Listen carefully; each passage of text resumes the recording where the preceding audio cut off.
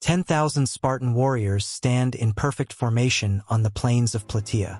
Behind them lies the ashes of their king, Leonidas, desecrated by Persian hands. This is not just another battle.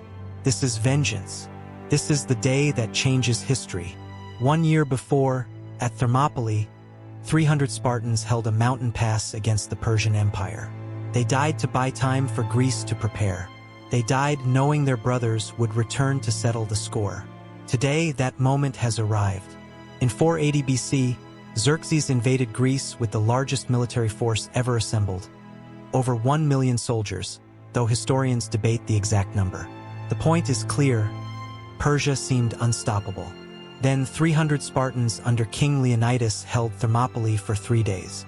They knew they would die. Leonidas commanded it. On the 4th day, Persians found a mountain path around the pass. Leonidas sent most of his men away, staying behind with 1,000 soldiers for a final stand. When it ended, Leonidas was dead. The Persians took his head, mounted it on a spike, and carried it as a trophy. The Persian army swept south, burning Athens, slaughtering civilians. Greece seemed lost. But in Sparta, something was stirring. Something dark, patient, and furious. Spartan survivors returned home carrying stories of their fallen king. They brought the weight of shame, the weight of being alive when Leonidas was dead. In Sparta, there is only one way to wash away this shame: with blood.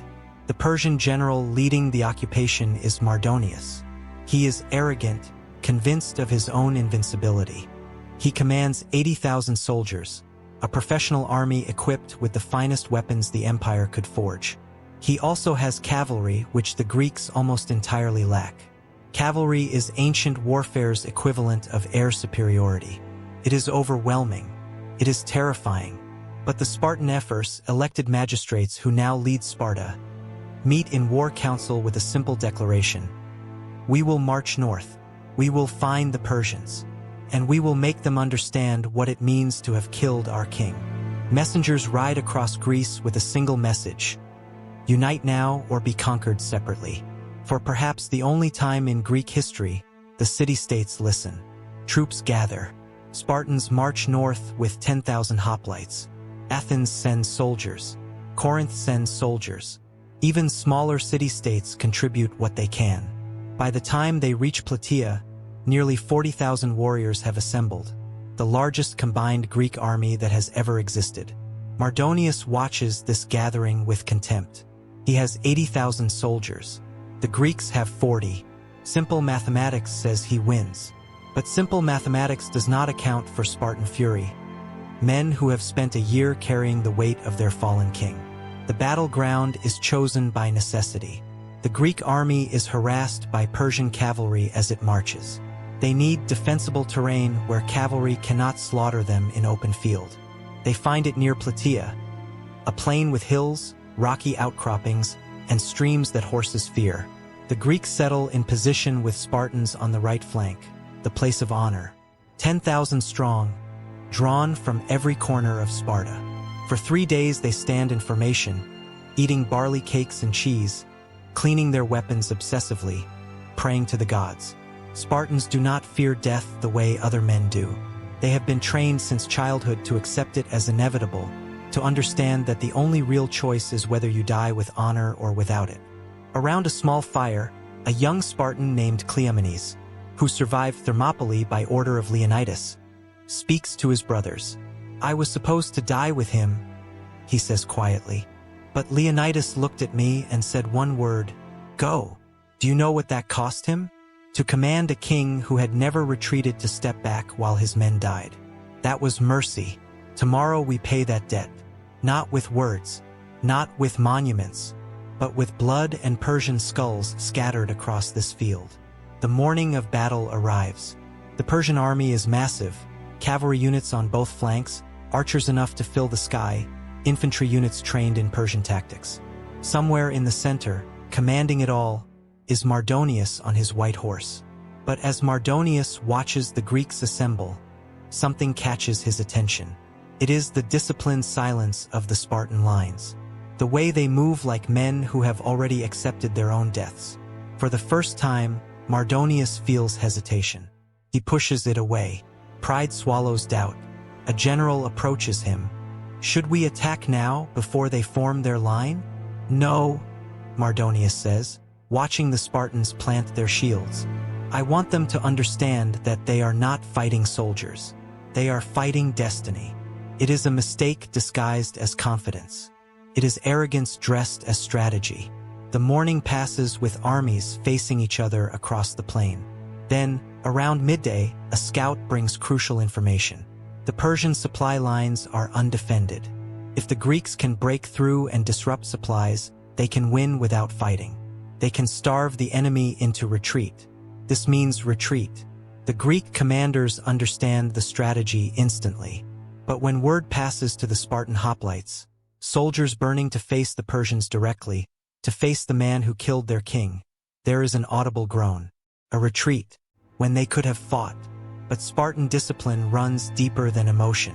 The soldiers nod. They understand. They will follow orders, even when those orders feel like betrayal. The Persian army watches as Greeks begin their pullback. Mardonius' face twists into a sneer. They run. The mighty Spartans run before we even close with them. He orders his army forward to pursue and annihilate. What Mardonius does not see is that the Greek retreat is partial. Not all Greeks are pulling back. The Spartans are settling into new positions in the hills near Plataea, terrain chosen specifically for what is about to happen. They are not running. They are preparing an ambush. The night is chaos. The Greek army moves in columns while Persian cavalry harasses the flanks in waves. The Greeks form shield walls, present solid barriers to every cavalry charge, and refuse to break. It is a dance of death, repeated over and over in darkness. Dawn breaks. The Greek army has settled into its new positions in the hills. Terrain broken, rocky, cut through with streams. It is perfect defensive ground. It is a place where cavalry is useless, where numbers mean less, where discipline and skill will determine everything. The Spartan hoplites form their final line. 10,000 of them standing shoulder to shoulder in phalanx formation. Shields overlap, creating an unbreakable wall of wood and bronze. Spears jut forward in 8 deep rows. Pausanias, the Spartan commander, rides along the lines on his horse. He does not speak to troops individually. That is not the Spartan way. He simply looks at them. He sees men who have trained their entire lives for this moment. He sees men who have lost friends and leaders at Thermopylae. He sees men who understand with perfect clarity that today they will either avenge their dead or join them. The Persian army appears over the ridge. When Mardonius sees the Greeks have stopped retreating, that they have formed a defensive line in the hills, something shifts in his face. For a moment, he understands he has been played. The retreat was a trap. He has marched his army into terrain where cavalry is nearly useless, where his numerical advantage means less. But the moment passes. Pride swallows doubt. He has 80,000 soldiers. Even in bad terrain, he can win if he is willing to pay the price. He raises his hand. The Persian drums beat. The army separates into assault columns, preparing to storm the hills through sheer overwhelming force. The attack begins. The first wave of Persian infantry climbs the slope toward the Greek line. They are professional soldiers trained in coordinated tactics. But when they reach the shallow stream at the base of the hills, everything changes. The Spartans open fire with their archers. Arrows streak down like rain. Persian soldiers fall, replacements press forward, trying to reach the Greek lines. But they cannot charge in formation on rough ground. They arrive piecemeal, in groups too small to break the Spartan shield wall. When they meet the Spartans, they die. It is not dramatic. It is not a clash of titans. It is brutal, mechanical efficiency. A Persian soldier reaches the shield wall. A Spartan spear appears between 2 shields and opens his belly. He falls. Another takes his place. Another spear finds him. He falls. Again and again and again. The sound is like nothing else in the world. Spear points hitting bronze armor, men screaming, thousands of shields striking together as the phalanx shifts and adjusts. It is the sound of death, delivered industrially, by men trained since childhood to deliver it. 3 hours into the battle, the sun is high. The slope is littered with bodies. Blood runs down the incline. The air smells of death, copper and waste and burning flesh. Cleomenes is still standing. His arm is tired, his shield split, blood on his leg from a spear point that got through his armor. Around him, Spartan soldiers are also covered in blood, also exhausted, also standing firm. A runner brings urgent news. The Persian cavalry has found a way around the Greek left flank. They are about to attack the rear of the Greek army. The Greeks will be surrounded. They will be crushed between two assaults. For a moment, Pausanias considers retreat. It is the pragmatic choice. But then he looks at the Spartan lines. He sees they have not given an inch despite 3 hours of continuous combat. He sees that to order retreat now would break something in them, would waste everything they have sacrificed. Instead, he makes a different decision. He pulls reserves from the rear and sends them to counter the cavalry attack. He restructures the main line, pulling back the center slightly, anchoring the right flank on a rocky outcropping perfect for defense. He is betting everything on holding long enough for the cavalry counterattack to succeed. The Persian cavalry comes, thousands of them, sweeping around the Greek left flank. But the Greeks position themselves on a rocky slope where horses are nearly useless. They form a shield wall, interlocking shields, creating a barrier horses cannot break through. The Persian cavalry charges. Horses refuse to run into the wall of shields, balking at the obstacle. Greek spears come forward between shields and cavalry soldiers die, falling backward off their mounts, horses rearing and running away in panic. Back in the center, the Persian infantry assault continues. Wave after wave. Mardonius realizes his strategy is failing. The Greeks are not breaking. They are not giving ground. No matter how many soldiers he throws at them, they refuse to fall back. His white horse stamps impatiently. His generals look to him for new orders. The assault is costing him thousands of soldiers. Mardonius makes a decision. He will lead the final assault himself. He will take his elite personal guard and personally break the Spartan line. Once he proves his soldiers can beat the Spartans, the entire Greek army will collapse. It is a decision born from desperation disguised as strategy. It is also the moment when his fate becomes certain. The Persian elite guard advances, tall, fierce, equipped with gleaming weapons. Mardonius rides with them, visible above the crowd on his white horse, his armor ornate and elaborate, marking him as a man of importance. The Persians rally around him. The assault gains momentum. The Spartans watch them come. There is no change in the Greek formation. No sign of fear. Just steady, patient positioning of shields and spears. The confidence that comes from understanding you have been trained to defeat this enemy. The Persian elite guard reaches the shield wall. For a moment, there is contact. For a moment, it looks like the assault might break through. Spartan shields bow slightly backward under the impact. Then the Spartan line straightens. The shields lock even more tightly. The spears come forward in coordinated thrust, and where the Spartan spears appear, the Persian elite guard dies. It is not dramatic. It is exactly what happens when professional soldiers with absolute discipline face any opposition. They eliminate it. Mardonius, watching from his horse, suddenly understands the magnitude of his mistake. He is not looking at soldiers who can be broken through attrition. He is looking at soldiers who will hold until they die. He is looking at an enemy that cannot be defeated by assault or overwhelming numbers. He is looking at Spartans. For just a moment, and it is the last moment of his life, Mardonius considers retreat. It is the moment when a smart general acknowledges defeat is preferable to death at any cost. But Mardonius is not a smart general at this moment. He is a desperate general. He raises his spear. He commands his personal guard to charge directly at the Spartan line. His white horse leaps forward. The Persian elite guard follows. Then Cleomenes sees him. He sees the white horse. He sees the ornate armor. He sees the general who ordered the invasion of Greece, who commanded the execution of Leonidas, who ordered the desecration of the Spartan king's body. That I end that moment, something primal awakens. All the discipline, all the training, all the carefully controlled emotion of a year of waiting explodes outward. Cleomenes steps forward, breaking the perfect shield wall formation. His brothers try to hold him back, but the pull of vengeance is too strong. He is no longer thinking. He is no longer a trained soldier. He is something older and rawer, a man meeting the man who killed his king. He plants his feet. He raises his spear. And as Mardonius bears down on him from horseback, Cleomenes releases the spear that it flies true. The spear point catches Mardonius beneath the ribs, sliding between gaps in his armor, driving deep into his chest. Blood sprays from his mouth. The white horse rears in panic. Mardonius falls backward, already dead before he hits the ground. For a moment, just a moment, the Persian assault falters. They have seen their general fall. They have seen a Spartan warrior break formation and strike him down.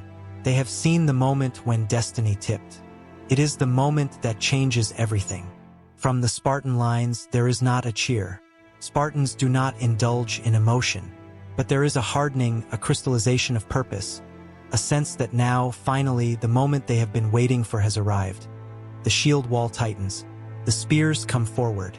Where moments before the Spartans had been defending, they now advance. It is slow. It is measured. It is unstoppable.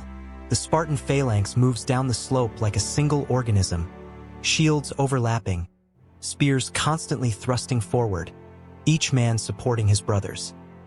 The Persian infantry tries to form a defensive line, but there is no force in the world that can stop a Spartan phalanx moving with that momentum and discipline. The Persian line breaks. What was a coordinated assault becomes a rout, becomes a massacre. Soldiers who were moments before pushing forward are now simply trying to escape, trying to run from the advancing wall of death that is the Spartan phalanx. The battle continues for another hour, but the outcome is no longer in doubt. The Greek cavalry, held in reserve, smashes into the flanks of the Persian army in full retreat. The hoplites advance, methodically destroying everything in their path. The Persian cavalry, which had been so dominant earlier, is now being hunted down and slaughtered by mounted Greeks. By late afternoon, it is over. The Persian army is broken. 80,000 men entered the field. At least half are dead, wounded, or captured. The rest are scattered, fleeing in every direction. Mardonius is dead, his white horse standing over him, refusing to leave. The Greek army gathers on the field of Plataea, exhausted and battered. They have lost perhaps 6,000 soldiers. Terrible price. But the alternative was to lose everything. As the sun sets, Pausanias stands in the center of the battlefield. A messenger approaches. "Commander, what should we do with the body of Mardonius? Should we desecrate it, the way the Persians did to King Leonidas?"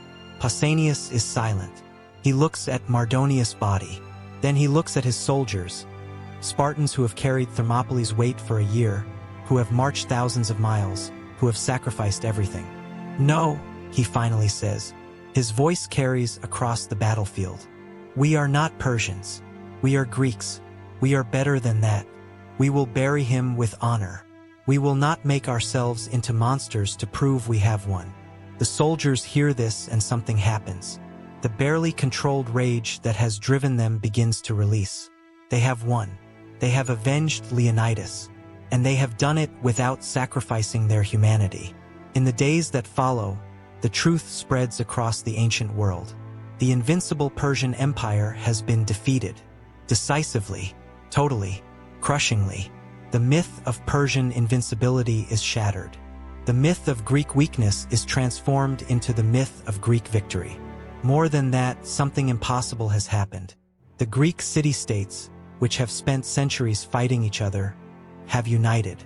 They have, for one glorious moment, set aside rivalries and presented a unified front. In that unity, they have defeated the greatest power on earth. The news travels fast. When survivors march back to their cities, they are met with celebrations. Streets are packed with citizens. Temples are filled with sacrifices of gratitude. Sculptors begin planning monuments. Poets start composing epics that will be sung for generations. After Plataea, the Persian Empire never again attempts to conquer Greece. Xerxes returns to Persia and never leaves again. His reign becomes about maintaining what he has, not expansion. The invasion is over. The dream of conquering Greece is dead. The Greek city-states, emboldened by victory, go on to build the golden age of Greece, the age of Pericles, of democracy in Athens, of philosophy and art that will literally shape the future of human civilization. All of that stems, directly or indirectly, from when 10,000 Greeks decided to stand together and face the Persian army. Here is what you need to understand about why this moment matters. 10,000 Spartans could have given up. After Thermopylae, after watching their king die, after spending a year in defeat and occupation, they could have said, "This is hopeless. The Persians are too strong. We are broken." But they didn't. Instead, they chose vengeance. They chose unity.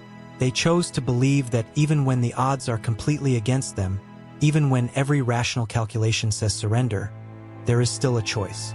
There is still a way to fight back. That is the real lesson of Plataea. That is why this battle changed history. Plataea proved that human determination, discipline, and unity can overcome overwhelming physical odds. 10,000 soldiers, facing twice their number with significant tactical disadvantages. One, because they refused to break. Because they understood what they were fighting for. Because they had something to avenge. That idea has inspired warriors and leaders for 2,000 years. It runs through every war story. It becomes the narrative that shapes how we understand human possibility. Most underdogs lose. Most battles with bad odds end in defeat. But the ones that don't, the ones where the underdog prevails, they become immortal. They become stories that people tell and retell, that inspire generations, that reshape civilization itself. 2,500 years have passed since Plataea. Empires have risen and fallen. Technologies have transformed beyond anything the ancient Greeks could have imagined. The world has changed in almost every conceivable way. But the story of how 10,000 Spartans avenged the 300, how they took their grief and transformed it into victory, how they stood against impossible odds and refused to break, that story still matters. It still teaches us about courage. It still teaches us about discipline. It still teaches us about what it means to honor those who came before, those who sacrificed, those who died so that we could live. Leonidas did not die in vain. The 300 at Thermopylae did not die in vain, because a year later, on the plains of Plataea, their brothers avenged them. Their sacrifice bought time for Greece to unite, for democracy to develop, for a civilization to emerge that would produce the philosophers, artists, and thinkers who would literally invent the Western world as we know it. All of that stems from a king who told his men to hold a pass, knowing they would die. All of that stems from a general who saw a cavalry advantage and chose terrain that negated it. All of that stems from 10,000 Spartan soldiers who carried the weight of their fallen brothers and transformed that weight into unstoppable momentum. This is not just a war story. This is a story about human possibility. This is a story about what we are capable of when we are willing to sacrifice everything for something larger than ourselves. 10,000 Spartan warriors stood in perfect formation on the plains of Plataea. The sun rose over the battlefield. In the distance, Persian horns sounded. The enemy was coming, but the Spartans did not feel fear. They felt purpose. They felt clarity. They knew exactly who they were and exactly what they were about to do.